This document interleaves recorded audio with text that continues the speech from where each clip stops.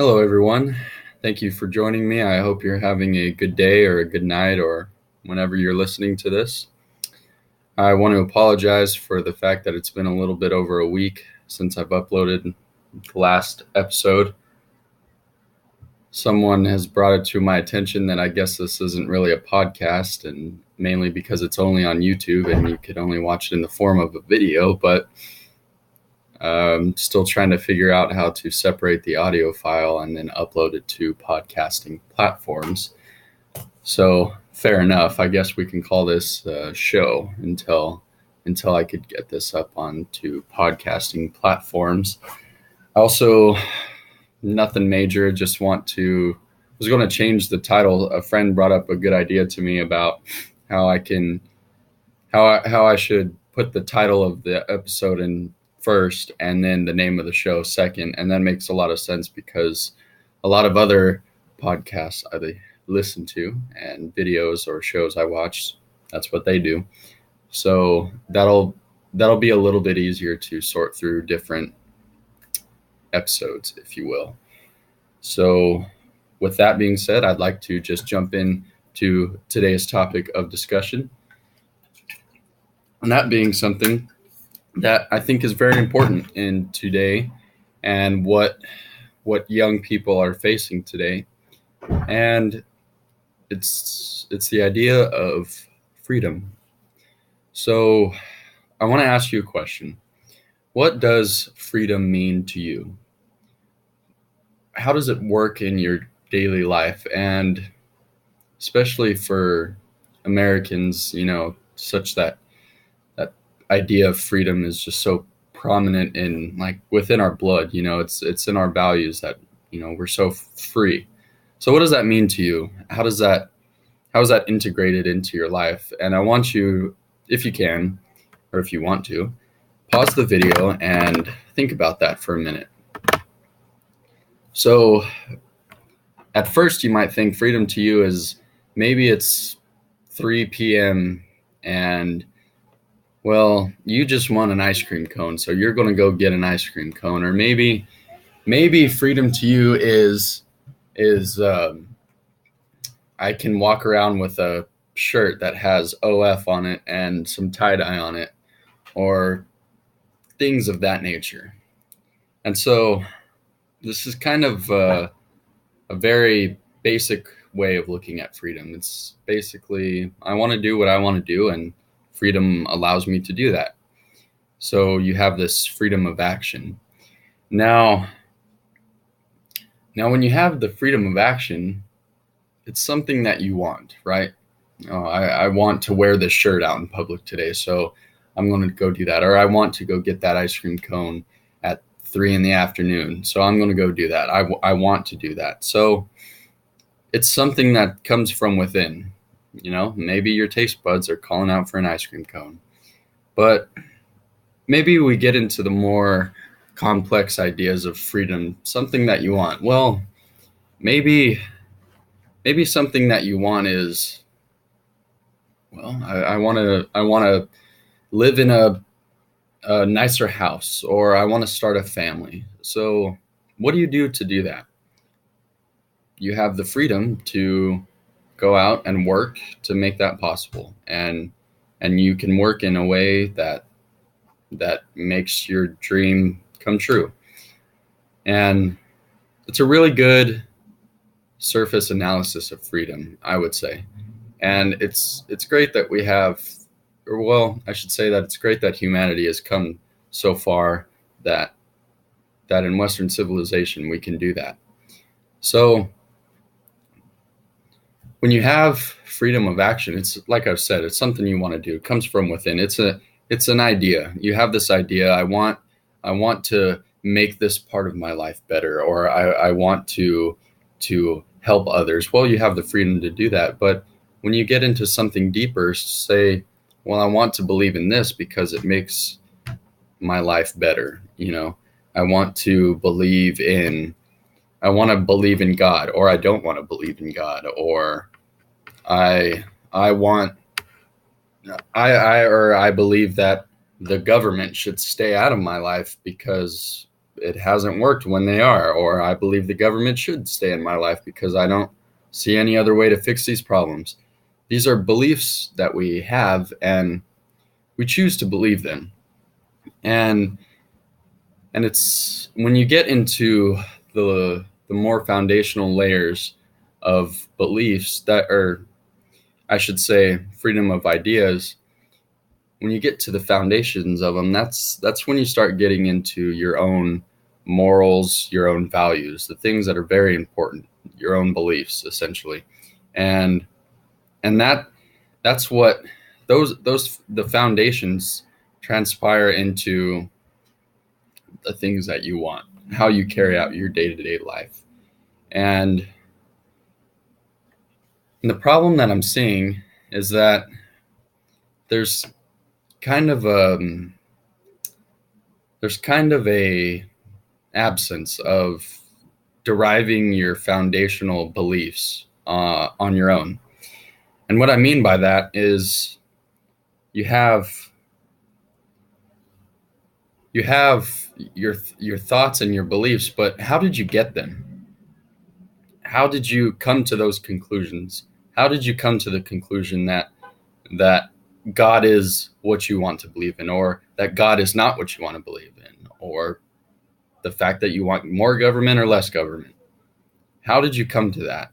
Is it because someone else told you? Is it because someone else made it clear? They said, no, this is the way to believe, and it made sense, and you say, oh, well, that makes sense, so I'll just go along with it. Well, that's a good way to start, because sometimes these ideas can get very complex, and for most people, they don't simply have the time to put in a lot of thought, and that's okay. But as soon as you get a starting off point, you listen to other people talk about how they came up with their ideas and then why their ideas make sense, and then you abide by those ideas, you believe in them, and then a lot of people just seem to that's where they stop. They say, okay, this makes sense. A lot of people around me are doing it. Yeah, let's just go with it. And this kind of begs the question, what is the most important part of freedom? What is the ultimate freedom?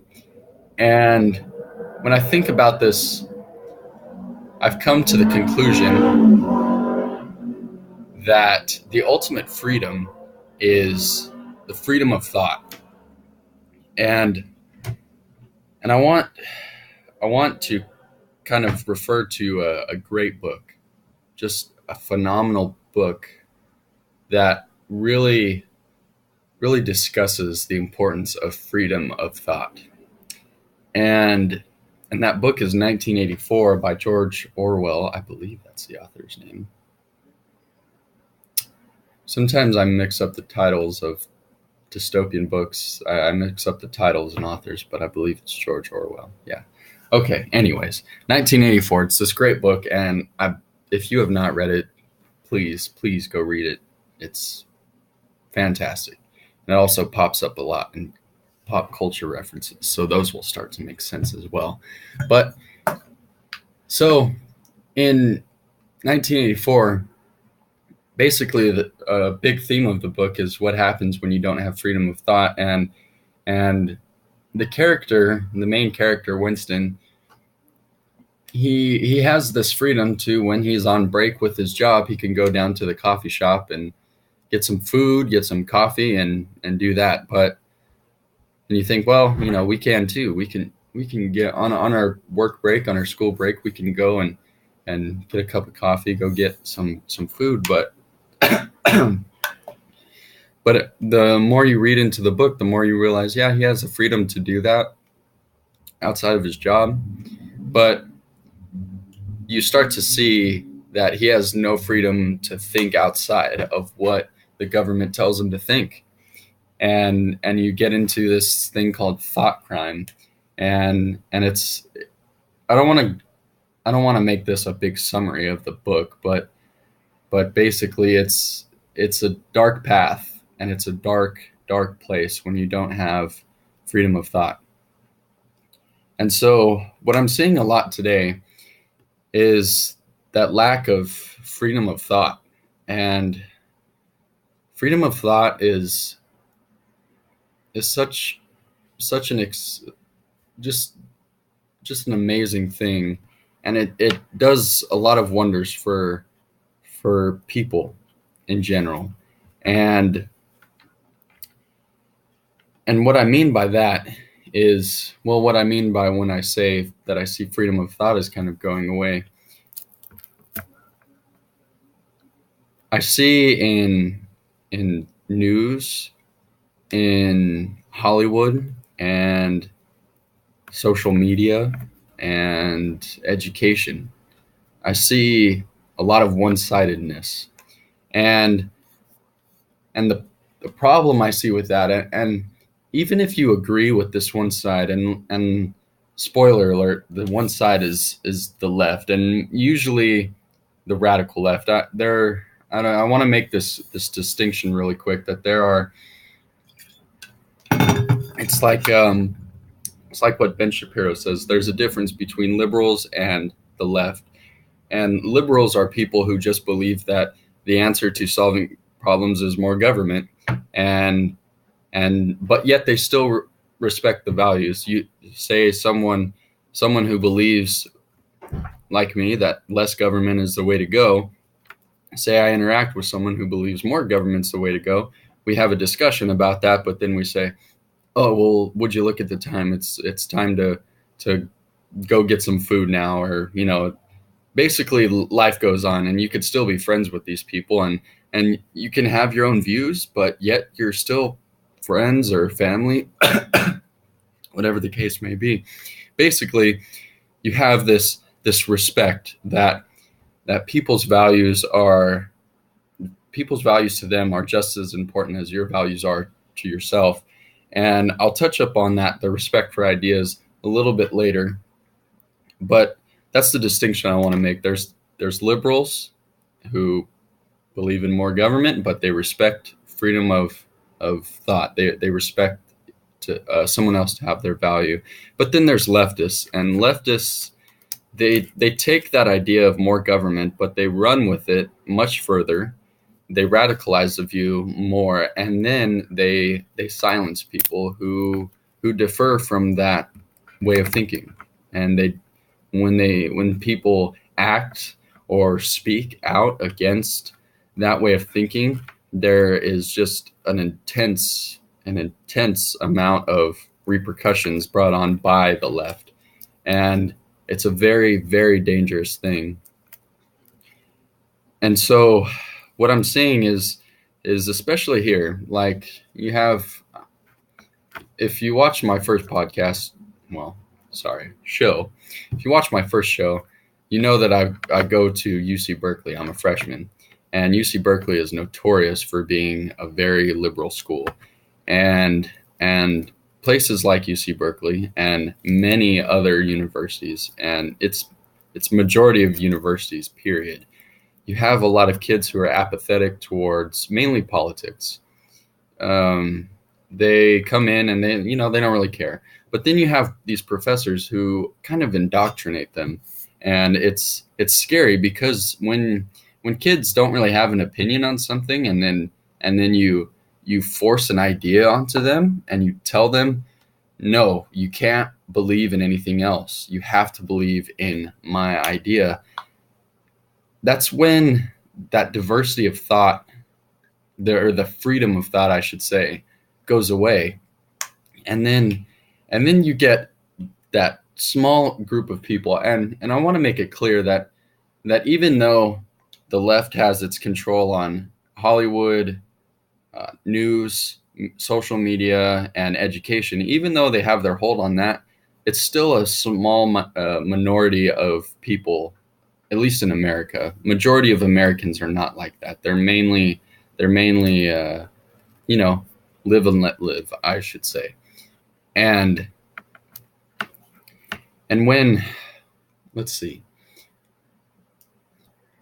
when you have these professors indoctrinating kids, and you have that small group of kids who take it very seriously. They find passion within pursuing that realm. That's when you get these people who really sort of ostracize those who defect from the common thought of the left. And examples would be when I see this all the time, especially on Twitter. I mean, you look at somebody who posted a post about, well, how about that? Posted a post. They posted about maybe conservative views. They posted about something that's not necessarily a leftist view. And it's crazy how far the left has gone today, because even people who were liberals 10, 20 years ago would still get attacked by the left. And you have someone who posts that's defecting from that common thought. People just get hammered. And I want to bring up this point that struck me pretty seriously. I saw this post of a black man, and he was talking about his support for Donald Trump. And I could talk about the ideas behind this topic for a long time, but this is just an example I want to talk about. So this black man was talking about Donald Trump and how he expressed his support for Donald Trump. And be that as it may, someone on Twitter, another black man, quoted his tweet and said, "Shut up, N-word." And just about every American knows the amount of hate in that word, in the N-word, and just how awful that word is, and just the awful history behind it. And it's commonplace for people to not use that word. And then you see that someone of all people would call that man who expressed support for Donald Trump that word. But the thing that struck me was, it's not just like anybody quoted it. I mean, the guy quoted it and said what he said about him, but he got 15,000 retweets, and he got somewhere around 20-some thousand likes. And in the Twitter world, that means you basically you kind of go famous in a sense. And that's what I mean by when people get ostracized for expressing their views. You look in campuses, college campuses, and you look at groups like Republican clubs, and these people are there's literally a video on the Berkeley College Republicans where they show all of the hate that they've gotten from the extreme left on campuses. And I ask, whatever happened to the freedom of thought? Whatever happened to my ideas are just as important to me as your ideas are important to you?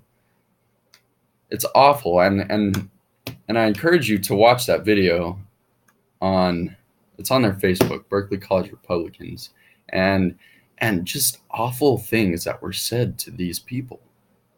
It's like, wow, someone actually says something outside of the norm, and now you want to send death threats to them.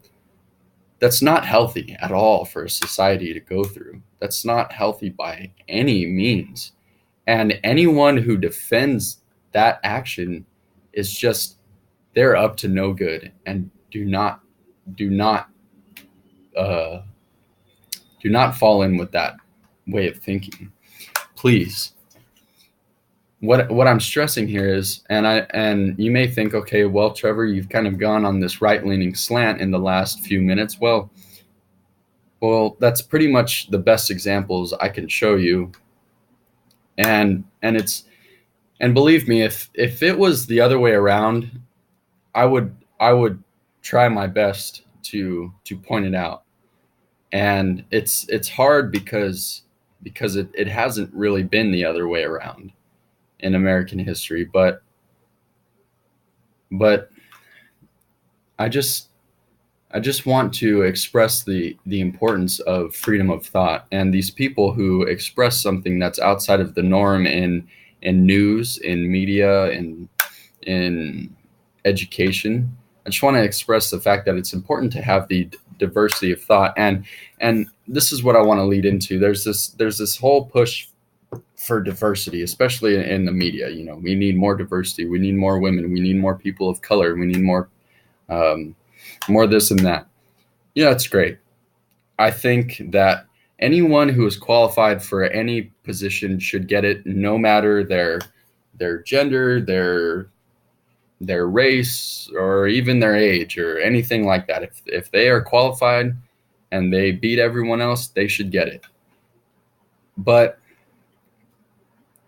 the thing that I'm seeing, and I want to kind of call out, well, I shouldn't say call out, that just seems sort of extreme, but I want to point out my own school. I remember when I was going through orientation, they just had this real underlying theme of stressing diversity, and they didn't explicitly say it, but if you looked for it, if you looked in the context of how they were using it, the way they implied diversity was diversity of race, diversity of gender, things of that nature. And while it's great and all, there's something that Ben Shapiro said when he spoke at USC just last Thursday that was great. And he said diversity in that sense doesn't really have a that much meaning to it. The diversity that actually matters is diversity of ideas and experiences, because when people from different backgrounds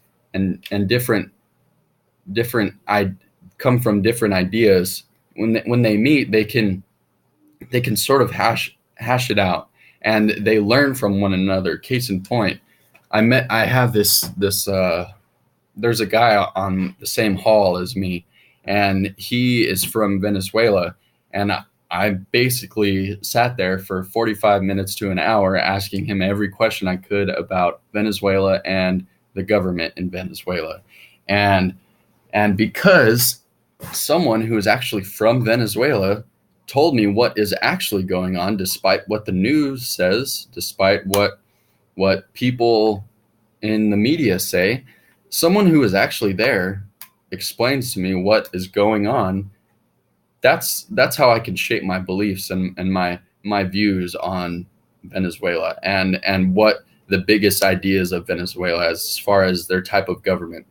It's like, okay, well, he just not only did I have this idea that that form of government in Venezuela didn't work, this very socialist, authoritarian government in Venezuela. Not only did I think that doesn't work, but now I actually, for the first time, I speak to someone who tells me that, and he gives me the evidence that even comes up in his own life on a daily basis when he lived there, that it confirmed it. And I asked him, I said, well, your opinion in a broad sense, not just on Venezuela, but in a broad sense, how do you feel about socialist authoritarian governments? And he goes, well, you know, that it started off okay, and it just went, the more extreme they brought in the socialist authoritarian government, the worse it got. And that's what I mean by diversity of ideas and diversity of experiences. We can learn from one another. You say, well, I believe that. What's a good example? You believe in something, and then take the example of my hallmate from Venezuela. I say, I believe in this. Well, he comes over, and either he can do one of two things. He can confirm what I believed in, or he can change what I believe in. And it's that diversity of ideas and experiences that help us learn more about the world and about fortifying or changing our own beliefs. And so when you have this exchange of ideas, you have to have a common ground. And that common ground is you have to respect each other's views, each other's ideas. Because like I said earlier on in the video, your opinions, your beliefs, your values. Think right now of how important they are to you. Now, think of someone else. Well, if someone is arguing with you, hopefully respectfully, they're arguing with you, try to remember that their beliefs and their values are just as important to them as your beliefs and values are to you. And it kind of goes by that great saying is, well, treat others how you would like to be treated. Basically, it's the golden rule. I believe that's what it is. And if you could take that rule into account for when you're expressing your ideas to someone with a differing opinion, that's when you can ultimately, you have more respect for the other person, and you could come together in a sense and learn from each other, and you become better people because of that. And when you have this groundwork of respecting each other's ideas, that's when you can start to think for your own. I guess if I'm saying that, if I'm formulating that idea correctly, you can think for your own, because if someone can respect you for having your views, you have that freedom to, I don't want to say someone, but the idea of everyone else respecting the fact that you have your right to thinking for yourself. It's the it just it this whole thing really goes under the First Amendment of the United States Constitution, that freedom of speech. And what goes along with freedom of speech is freedom of thought. And freedom of thought is a great thing, because like I said, when you bring people of different ideas and different experiences together, you can figure out what can work best for everyone. You have a group of people who say, no, we need to operate this way. Well, you have someone who came from a place that operated like that or in that way, and then they say, no, hold on a second, I actually came from there, and that's how we did it, and it just went terribly. And you go, okay, well that person actually came from there. We didn't come from there. We didn't go through that. Well, okay, maybe I got to rethink this. And then when you rethink it, that's that evolution of changing your beliefs into something that can benefit yourself. And that's my overall point here in this video is that we need to have a return of freedom of thought and the respect for each other's values and beliefs. Because as I laid out in this video, it's very important to have those. And you'll see that when we can have that respect and that sort of live and let live mentality, you believe what you want to believe, I'll believe what I want to believe, as long as we're not harming each other, we're doing great. If we can return to that's what can bring this country together. And I know it sounds very bold for just an 18-year-old kid in California to say that I have the solution to bringing the country together. Well, maybe it's not so bold to say, because what the heck, maybe it's true. And I want to say that if you can take anything away from this video, I want you to take this away. Whenever you're interacting with people and discussing sort of controversial topics, ideas of religion, ideas of politics, philosophies behind them, bring to the table that respect.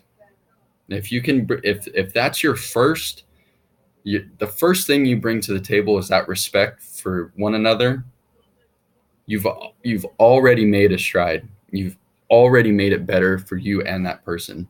Once you have that respect, learn from each other, And when you learn, you can fortify your belief or change it.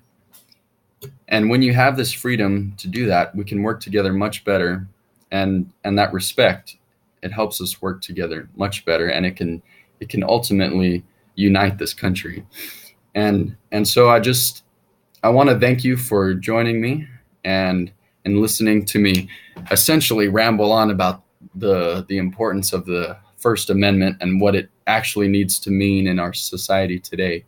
So please have the respect and think for your own. Think, when you come up with these beliefs, think to yourself, well, am I believing it because someone else is saying it, because everyone else is saying it, or did I actually think about it?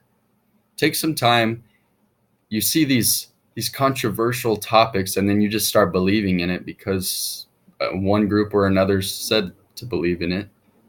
And you see that's so controversial. Take some time. Well, it's so controversial. Why don't I take some time to think about why I believe in it, or maybe think about what to believe in. And when people do that, it's going to be a great place, because when people can start thinking for themselves, having the freedom to think for themselves, and then having the respect for one another to think for themselves, this country, I'm telling you, it's going to be a great place. And the social fabric of the United States is just going to get much stronger in so many levels if we can bring those fundamental ideas back into society. So thank you very much for joining me. I really appreciate it. I know I made this episode a little bit shorter than most of them, but I know I got my message to you as clearly and as best as I could. So please, I would really appreciate it if you could give me a like. More likes means more people can see it, and share it if you think this video helped you out a lot. Share it with people, tell people about it. And I encourage you, if you haven't seen my other 2 podcasts as of now, please go check them out. I would really be thankful of that. And my goal is to reach out to as many people as possible, because right now I feel like I have something to say, and I feel like it's worth sharing. So thank you for joining me, and well, until next time. All right, take care.